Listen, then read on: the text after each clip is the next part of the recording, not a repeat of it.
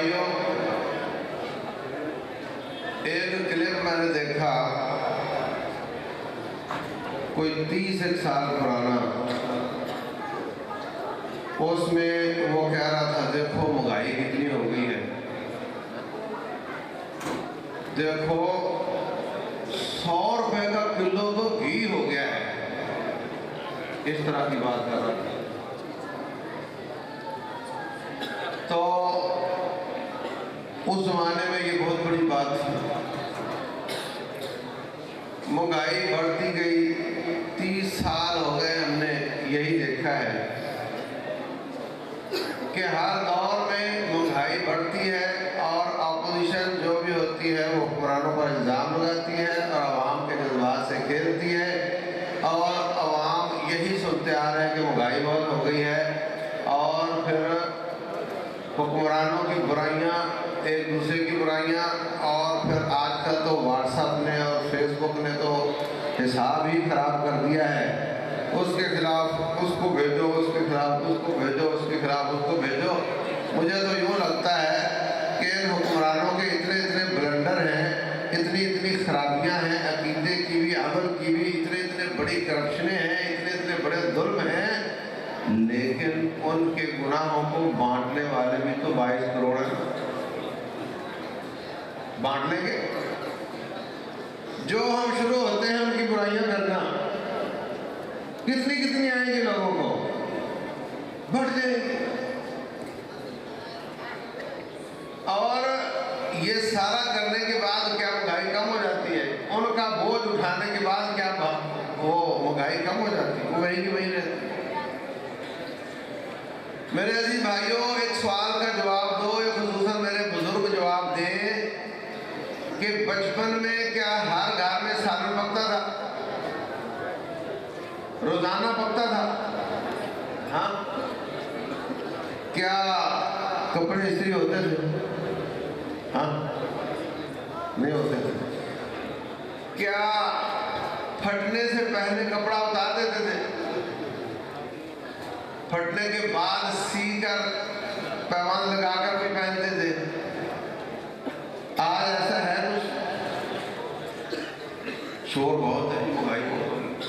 کیا کسی نے مہنگائی زیادہ ہونے کی وجہ سے یہ اعلان کیا ہو کہ آج کے بعد کپڑے استری نہیں ہوں گے، بجلی بہت کھاتی ہے استری؟ ہے کوئی؟ ہاں؟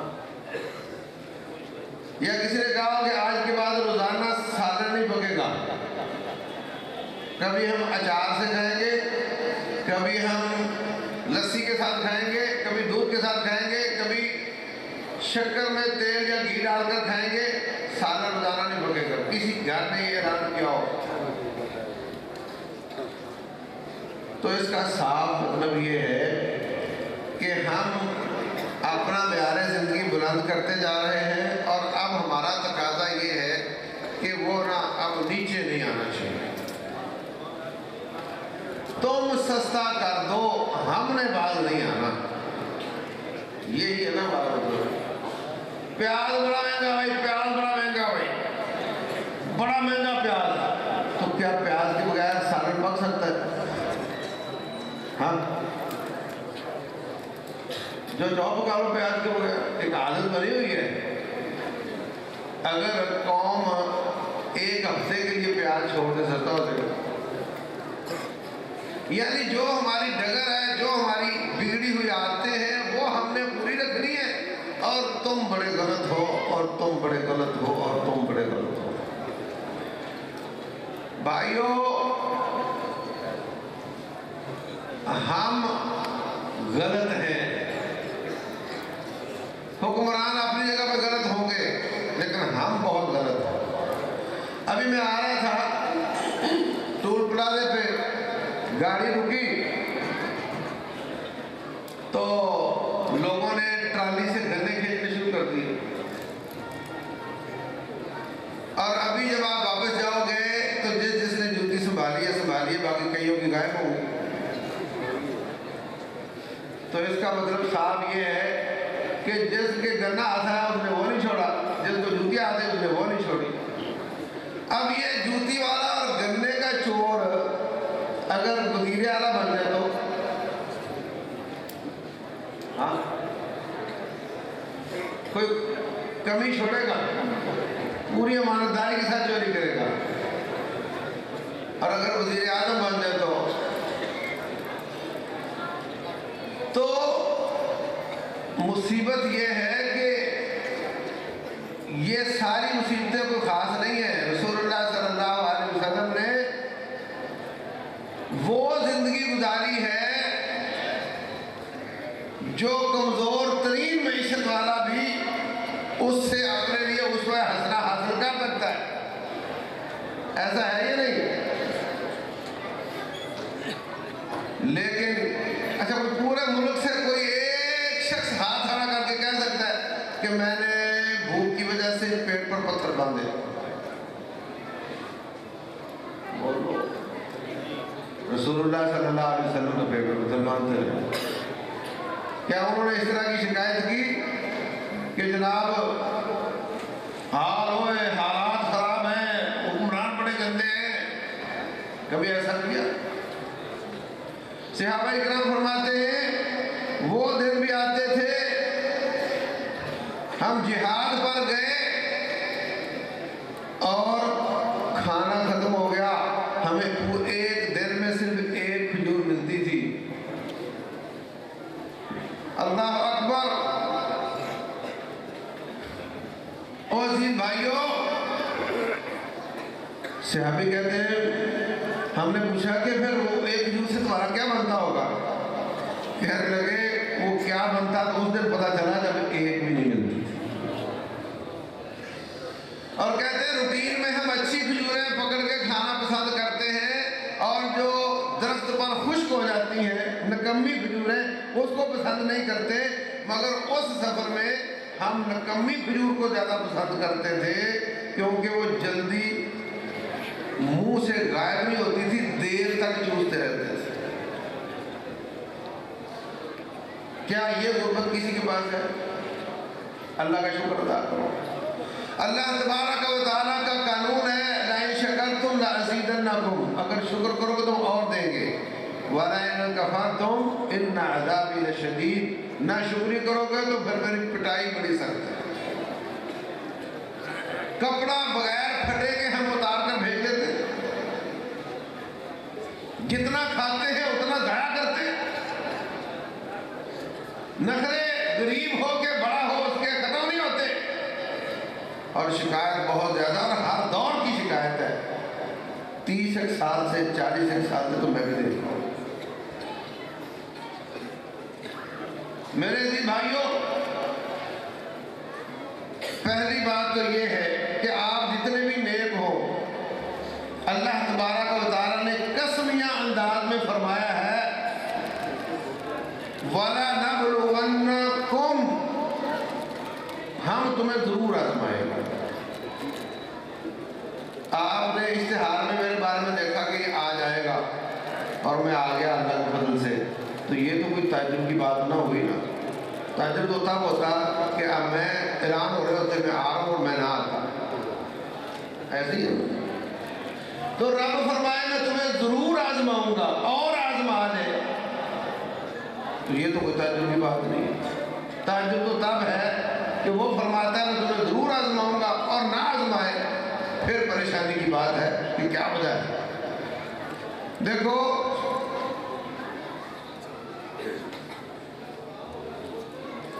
क्लास में एक तालिब इल्म हमेशा लेट आता है, सबको याद नहीं करता, होमवर्क नहीं करता, न पढ़ता है न पढ़ने देता है, उस्ताद उसको कुछ नहीं कहता, और दूसरा बच्चा हमेशा सबको याद करके आता है। आज उसने याद नहीं किया, उस्ताद ने उसको सजा दे दी। तो उस्ताद की खैर खाई किसके साथ है? हाँ, जिसको सजा दी उसके साथ है या जिसको पूछना ही नहीं उसके साथ है? तो अल्लाह तबारक व तआला फरमाते हैं वलनुज़िक़न्नहुम मिनल अज़ाबिल अदना दूनल अज़ाबिल अकबर लअल्लहुम यरजिऊन, बड़ी सजा से पहले हम छोटे झटके लगाएंगे ताकि तुम बाज आ जाओ। इस सदा, इस गुर्बत, इस चीज़ों की कमी के पीछे भी रब्बुल जलाल के की खैर खाही की कारफरमा है ताकि इनको झटका दूँ और ये सीधे हो जाए। رسول اللہ صلی اللہ علیہ وسلم فرماتے ہیں میرے پوچھنے سے پہلے کس نے صلی اللہ علیہ وسلم کہا؟ آپ نہیں، میرے پوچھنے سے پہلے ہاتھ کھڑا کرو. اب دیکھ لو کتنی محبت ہے آپ کو. ہاں، رسول اللہ صلی اللہ علیہ وسلم فرماتے ہیں ان اللہ اذا احب قوما ابتلاهم، اللہ جب کسی قوم سے محبت کرتا ہے تو ان کو آزمائش میں ڈالتا ہے اور صبر کی توفیق دیتا ہے اور پھر ان کو جنت کا اعلیٰ مقام دیتا ہے. بسا اوقات رب الجلال دیکھتا ہے کہ میں نے اس کے لیے جنت میں بڑا اعلیٰ مقام رکھا ہوا ہے، یہ نکما نکھٹو کرتا کچھ نہیں، پھر اللہ تعالیٰ اس کو مصیبت میں ڈال دیتا ہے، پھر صبر کی توفیق دیتا ہے، پھر اس کو اٹھا کر کے ایک دم اونچے مقام پر فائز کر دیتا ہے. اس لیے کہ صبر ایسی عبادت ہے انما یوفی الصابرون اجرهم بغیر حساب، اس کا کوئی حساب نہیں.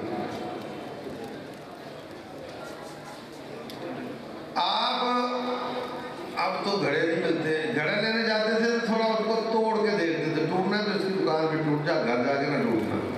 ہاں نا، کوئی ادارہ چپڑاسی بھی رکھتا ہے تو اس کا امتحان لیتا ہے، ٹیسٹ کرتا ہے اس کو. رب الجلال بھی کسی کو اپنی جماعت میں قبول کرتا ہے یا اپنی جماعت میں اس کا مرتبہ اوپر والا، جب بھی اگلی کلاس میں جانا ہوتا ہے پیپر تو دینے پڑتے ہیں، جب بھی اگلی کلاس میں جانا ہوتا ہے تو پیپر دینے پڑتے ہیں. تو یہ وہ پیپر ہیں جن سے رب الجلال نے پیارے حبیب محمد صلی اللہ علیہ وسلم کو مستثنا نہیں کیا. آپ رب کے زیادہ قریب ہو یا ہمارے نبی صلی اللہ علیہ وسلم؟ جب ان کا ماتھا مبارک پھوٹا ہوا ہے، دانت مبارک ٹوٹا ہوا ہے، چہرہ مبارک خون سے لہولہان ہے، پتھر کھا کھا کر کے جوتی میں خون جم گیا ہے، اگر ان خون کی لکیروں کے بغیر ترقیاں اور عظمتیں اور رفعتیں اور رحمتیں ملنی ہوتی تو اس زیادہ لائق وہ تھے کہ ان کو اللہ استثناء دیتا. ان کو اللہ تعالیٰ کہتا باقی سب لائن میں لگے رہو، میرا پیارا حبیب بہت مہنگی ذات ہے، بڑی عالی شان ذات ہے، ان کو خراش نہیں آنی چاہیے. جب رب کے قانون میں اپنے سب سے پیارے نبی کے لیے استثناء نہیں ہے تو کون ہو؟ جیسے دنیا کے پیپر ہے نا، یہ مڈل ہے، یہ میٹرک ہے، یہ ایف اے ہے، یہ بی اے ایم اے ہے، یہ فلاں ہے، ایسے ہی اللہ تبارک و تعالیٰ کے نزدیک بھی پیپر ہیں. دنیا میں جو فیل ہوتا ہے وہ اپنی جگہ پہ رک جاتا ہے، نیچے نہیں جاتا. میٹرک میں فیل ہو تو مڈل تو ہے نا وہ، لیکن رب کے کاغذوں میں جو فیل ہوتا ہے نا وہ ہیرو سے زیرو ہو جاتا ہے اور زیرو سے ہیرو ہو جاتا ہے. اور یہ پیپر جیسے میٹرک سے بی اے مشکل ہوتا ہے، ایسے ہی انبیاء کی اور ان کے ساتھیوں کی آزمائشیں مشکل ہوتی ہیں. جس کی آزمائش کڑی ہوتی ہے اس کا امتحان بڑا ہوتا ہے، جس کا امتحان بڑا ہوتا ہے پاس ہو جائے تو اس کا درجہ بھی بہت بڑا ہوتا ہے. اور اگر پیچھے ہٹ جائے دعوت اللہ کے کاموں سے، جہاد فی سبیل اللہ کے کاموں سے پیچھے ہٹ جائے تو دنیا میں امتحان چھوٹا ہو جاتا ہے، کلاس بھی چھوٹی ہو جاتی ہے. اللہ اکبر. تو میرے عزیز بھائیوں، آزمائشیں، مہنگائیاں، پریشانیاں یا تو رب الجلال کی طرف سے آزمائش ہوتی ہے اور وہ رب کی رحمت کا شاہکار ہے، یا پھر وہ ہمارے بدعمالیوں کی سزا ہوتی ہے. اور سزا بھی اللہ تعالیٰ نہ دے اور ایک دم پکڑے اور آخرت میں دے دے تو نقصان ہو جائے گا، پھر امپروومنٹ نہیں ہو سکے گی، کوئی بہتری کا چانس باقی نہیں رہے گا. وہ تھوڑی تھوڑی سزائیں ساتھ ساتھ دے کر بندے کو سیدھا کرتا رہتا ہے، اس میں بھی اس کی رحمت ہے.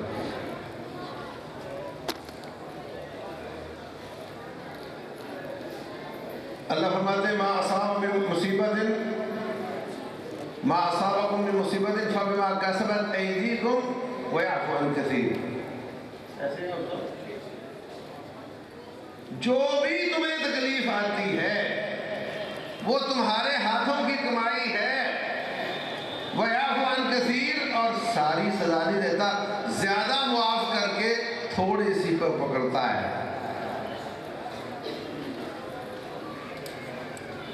زیادہ گناہ معاف کر کے تھوڑے سے گناہوں پر پکڑتا ہے۔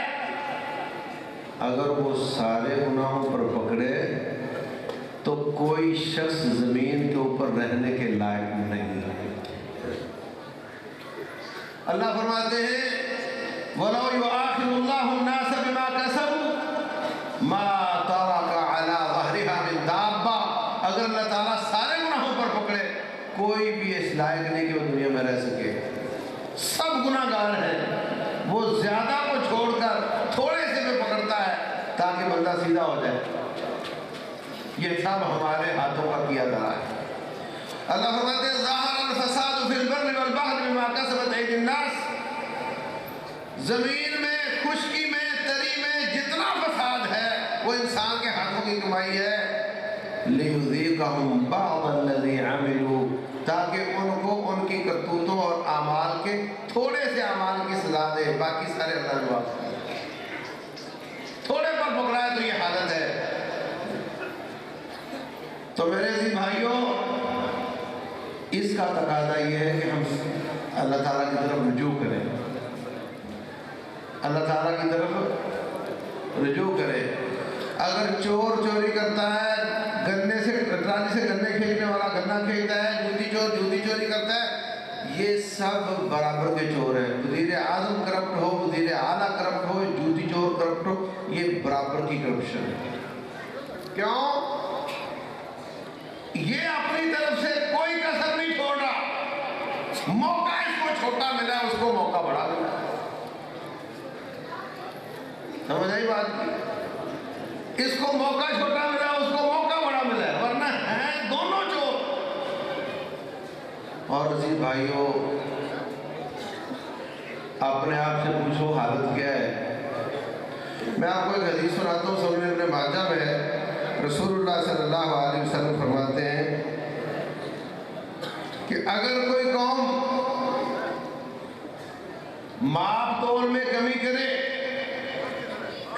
حدیث لمبی ہے، میں بات چھوٹی کرتا ہوں، اگر کوئی قوم ماپ تول میں کمی کرے تو اللہ تعالیٰ اس کو 3 سزائیں دیتا ہے۔ قرآن نے 2 سزائیں بیان کی ہیں، ایک شعیب علیہ السلام کی قوم پر چیخ کا عذاب آیا، دوسرا عذاب یوم الظلہ، ایک بادل آئے چھتری کی طرح، لوگ سارے اس کے نیچے گھس گئے کہ شاید رحمت کی بارش ہوگی، گرمی بہت ہے، اور اس سے اللہ تعالیٰ نے عذاب نازل کر دیا۔ 2 سزائیں رب نے ماپ تول کی کمی کی قرآن میں بیان کی ہیں، اور 3 سزائیں رسول اللہ صلی اللہ علیہ وسلم نے اس حدیث میں ماپ تول کی کمی کی بیان کی ہے۔ نمبر 1،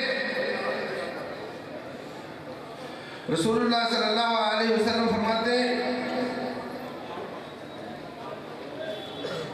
وَلَمْ يَنْقُصُ الْمِكْيَالَ وَالْمِيزَانَ إِلَّا أُخِذُوا بِالسِّنِينَ، جو قوم ماپ تول کی کمی کرتی ہے اللہ تعالیٰ اس قوم میں قحط سالی لے آتا ہے، پیسہ ہاتھ میں ہے پر آٹا نہیں ملتا، سامان کی کمی ہو جاتی ہے، وسائل کی کمی ایک الگ سزا ہے، سامان کی کمی ہو جاتی ہے، یہ ایسا ہے یہ نہیں ہمارے ساتھ۔ نمبر 2، وَشِدَّةِ الْمَعُونَةِ، مہنگائی بڑھ جاتی ہے، ماپ تول کی کمی۔ دیکھو اللہ تبارک و تعالیٰ کی سنت مبارکہ ہے کہ سزا جرم کی جنس سے ہوتی ہے۔ ماپ تول کی کمی والا چاہتا ہے کہ میں زیادہ کما لوں، اللہ اتنا ہی مہنگائی کی شکل میں عذاب نازل کر دیتا ہے۔ نمبر 2 کیا بولا میں نے؟ پہلا کیا تھا؟ چیزوں کی کمی۔ نمبر 2، چیزیں ہیں مگر مہنگی بہت زیادہ ہیں۔ نمبر 3، وَجَوْرِ السُّلْطَانِ عَلَيْهِمْ، ان پر ظالم حکمران مسلط ہو جاتے ہیں۔ یہ کون کہہ رہا ہے؟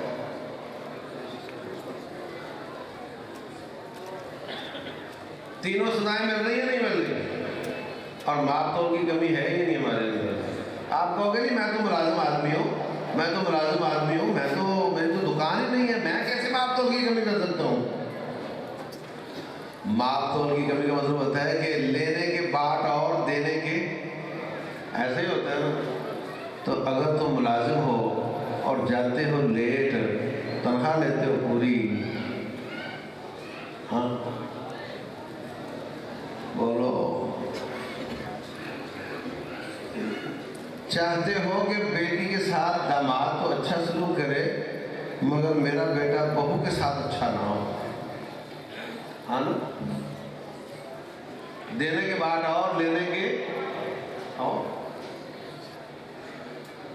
हर शख्स अल्लाह माफ करे, जूती बनाने वाला, जूती मुरम्मत करने वाला,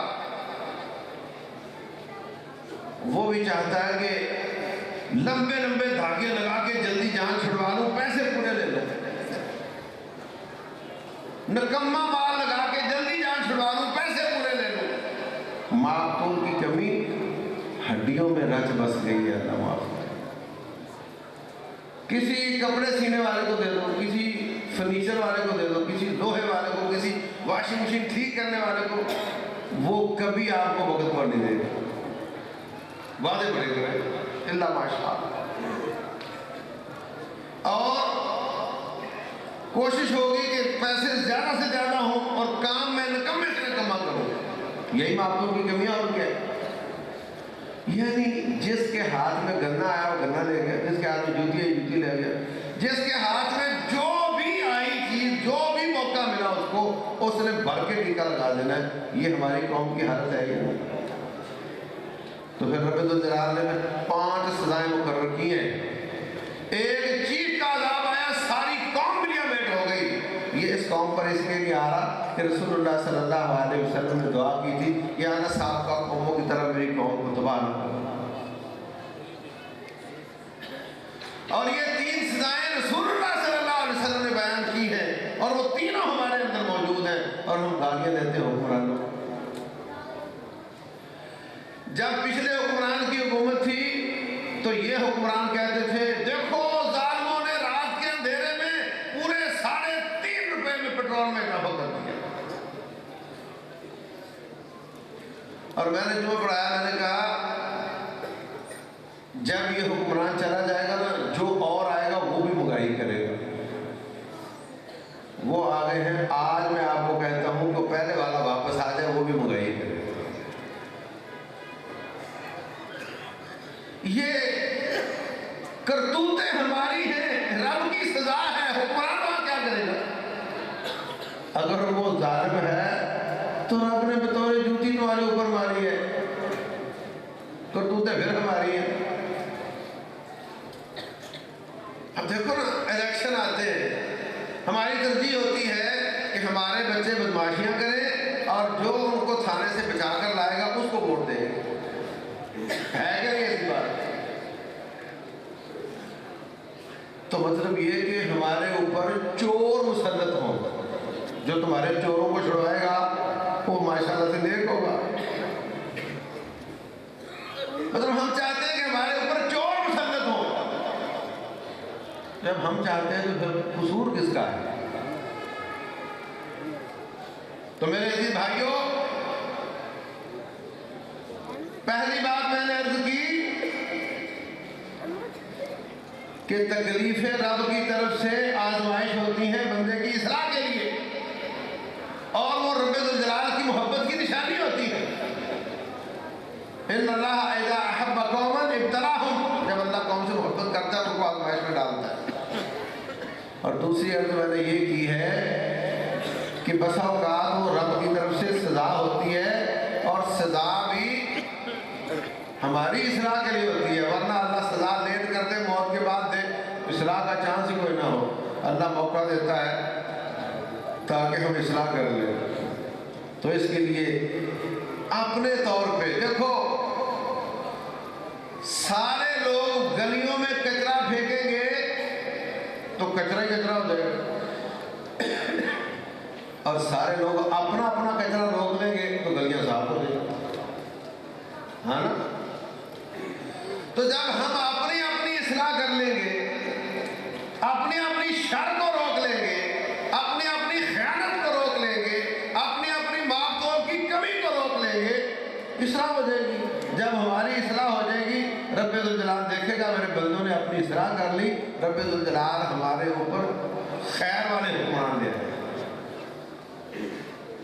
کیونکہ شر والے حکمران عوام کی شر کی سزا کے طور پہ ان کو مسلط کیے جاتے ہیں۔ یہ حدیث آپ کو یہی بات بتا رہا ہے۔ تو اس حساب سے ہمیں بہت زیادہ اللہ کے سامنے جھکنا اور توبہ طائب ہونا چاہیے، بہت زیادہ توبہ کرنے کی ضرورت ہے۔ وَتُوبُوا إِلَى اللَّهِ جَمِيعًا، سب مل کر اللہ تعالیٰ کے سامنے رجوع کرو اور اپنی اپنی اصلاح کرو، اپنے بچوں کی اصلاح کرو۔ یعنی اللہ معاف کرے، کیا نیک اور کیا پاک اور کیا مولوی اور کیا غیر مولوی پیپر میں بیٹھتے ہیں تو نقل کرتے اللہ ماشاءاللہ، اور پھر کہتے ہیں جی حکمرانوں کا قصور ہے ہمارے۔ یعنی خیانت رچی بسی ہے، جہاں جس کو موقع ملتا ہے بھر کے لگا دیتا ہے، اور پھر کہتے ہیں جی حکمرانوں کا قصور۔ اپنی اپنی اصلاح کریں گے تو کچرا ختم ہو جائے گا۔ اپنے اولادوں کو مَن رَآ مِنکُم مُنکَرًا فَلْیُغَیِّرْہُ بِیَدِهِ، جو تم میں سے برائی دیکھتا ہے ہاتھ سے روکے، فَإِن لَّمْ یَسْتَطِعْ فَبِلِسَانِهِ، اگر ہاتھ سے نہیں روک سکتا تو اپنی زبان سے منع کرے، اور اگر ایسا بھی نہیں کرے گا تو دل سے برا جانے، وَذَلِكَ أَضْعَفُ الْإِیمَانِ، یہ سب سے کمزور ایمان ہے۔ تو میرے عزیز بھائیوں، ہمیں ایک بات کو یاد رکھنا چاہیے، جب کسی قوم میں، کسی جماعت میں، کسی ملک میں اصلاح کا کام رک جاتا ہے تو پھر رب ذوالجلال ساری قوم کو تباہ کر دیتا ہے۔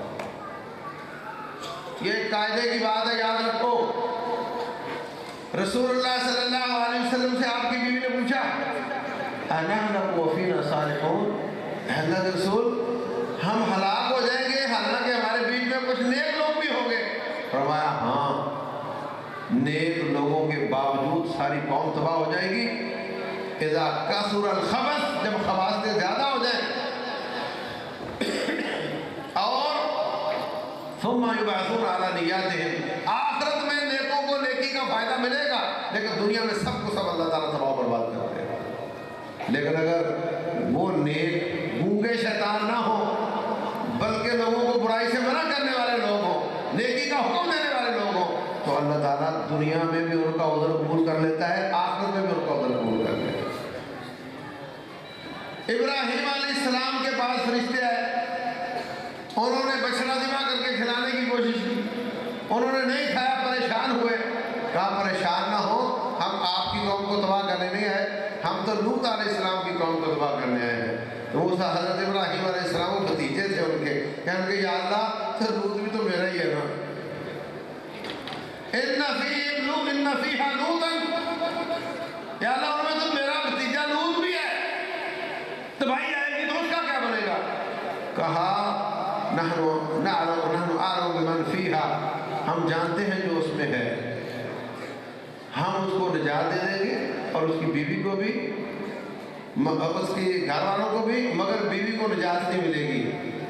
تو لوط علیہ السلام بھی اس قوم میں ہیں، مگر وہ برائی سے منع کرنے والے، نیکی کا حکم دینے والے، اللہ نے ان کو بچا لیا اور باقیوں کو تباہ برباد کر دیا۔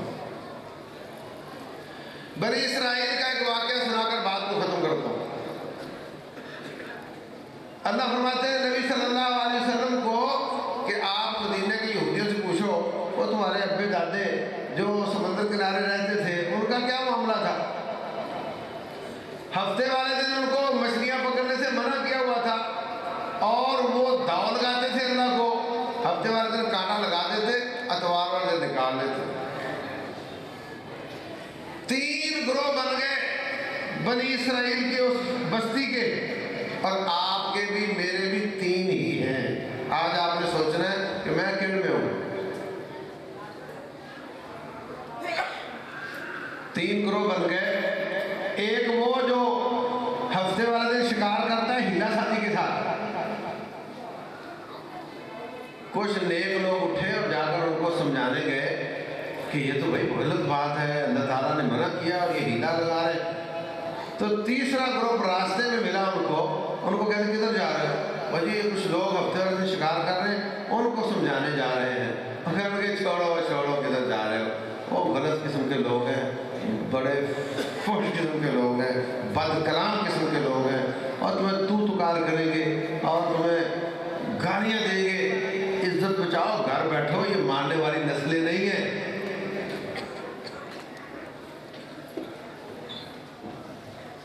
لِمَ تَعِظُونَ قَوْمًا اللَّهُ مُهْلِكُهُمْ أَوْ مُعَذِّبُهُمْ عَذَابًا شَدِيدًا، جن کو رب نے عذاب دینے کا عزم کیا ہوا، کیوں سمجھاتے ہو ان کو؟ کیا فائدہ ہے؟ ایسے جیسے یہ رب کا سیکرٹری ہے اور اس نے مہر لگانے میں کوئی وہاں کردار ادا کیا تھا، اور چھوڑا جی ان پر تو مہریں لگی ہوئی ہیں، انہوں نے نہیں ماننا۔ وہ جو اللہ والے تھے انہوں نے کہا یاد رکھو ہم اس عزم سے جا رہے ہیں کہ ہم نے ان کو باز کرنی ہے اور انہوں نے باز آ جانا ہے۔ اگر وہ باز آ گئے تو ہم کامیاب ہو گئے، اور اگر تمہاری بات درست نکلی وہ باز نہ آئے تو پھر سنو، معذرۃ الی ربکم ولعلہم یتقون، رب الجلال ہمارا عذر قبول کر کے ہمیں نجات عطا فرمائے، دنیا میں بھی آخرت میں۔ اللہ فرماتے ہیں فلما نسوا ما ذکروا بہ، جب وہ گئے جا کر سمجھایا وہ باز نہیں آئے، انجینا الذین ینہون عن السوء، جو لوگ منع کرنے والے تھے ان کو ہم نے نجات دے دی، وَأَخَذْنَا الَّذِينَ ظَلَمُوا بِعَذَابٍ بَئِيسٍ بِمَا كَانُوا يَفْسُقُونَ، باقیوں کو ہم نے بدترین عذاب میں پکڑ لیا۔ فَلَمَّا عَتَوْا عَمَّا نُهُوا عَنْهُ قُلْنَا لَهُمْ كُونُوا قِرَدَةً خَاسِئِينَ، سوئے تھے تو انسان تھے، جب اٹھے تو بندر بن چکے تھے، مگر بچایا کس کو؟ يَنْهَوْنَ عَنِ السُّوءِ، جو منع کرنے والے تھے۔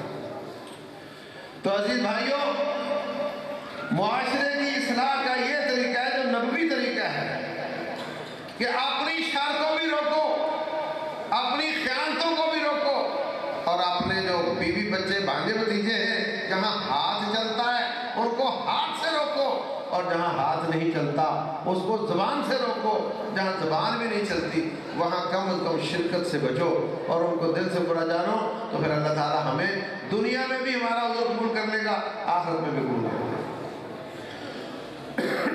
اور اگر ہم بھی اسی چکر میں پڑ گئے، تیرے گھر میں رہنے والی تیری بیٹی کو میں تو نہیں جا کر سمجھا سکتا کہ بچے پردہ کر، اس کو تو نہیں سمجھانا ہے۔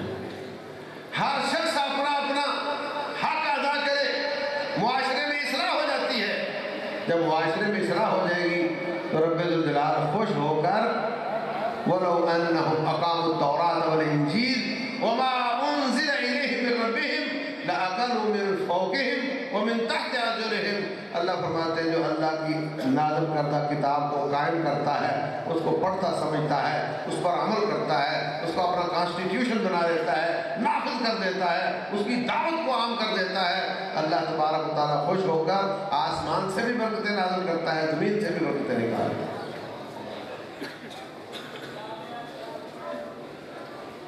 اللہ تبارک و تعالیٰ کے ہاتھ میں ہے سب کچھ، کوئی کمی نہیں ہے۔ آج اگر 5 ارب انسان ہے نا تو 500 ارب بھی ہو جائیں، رب کے ہاتھ میں اتنی برکتیں ہیں، اتنے خزانے ہیں کہ کبھی نہیں ہے، کوئی کمی نہیں ہے۔ بات صرف ہے کہ بندے بن جاؤ، اس نے تمہیں بنایا غلام، تم رب کے غلام ہو، اپنی اوقات نہ بھولو۔ ایک ہوتا ہے نوکر، بازار میں مزدور کھڑے ہوتے ہیں نا، جا کر کہو چل گھر کام کرنا ہے، 2 سوال کرے گا، کیا کام ہے؟ اینٹیں چھت پہ رکھنی ہے۔ اچھا تو کیا دو گے؟ 1000 روپیہ دیں گے۔ وہ اینٹیں چھت پہ رکھنے آئے، آپ کہو کہ میری گھر کے کپڑے دھوئے گا،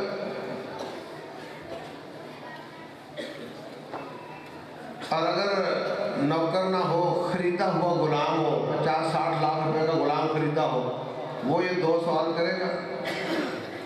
ہاں کیا کام ہے؟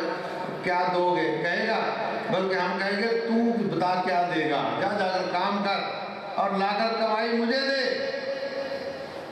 ایسے ہی ہے نا، یہ جس بندے نے غلام خریدا ہے وہ بھی انسان ہے، اور جو خریدا ہے وہ بھی انسان ہے، لیکن ہم سب رب کے وہ غلام ہیں جو اس نے خود بنائے۔ اس لیے ہمارا حق نہیں بنتا کہ اللہ کیا دے گا۔ کتنے لوگ ہیں اور بیچارے فضائل بیان کرتے ہیں، بنا بنا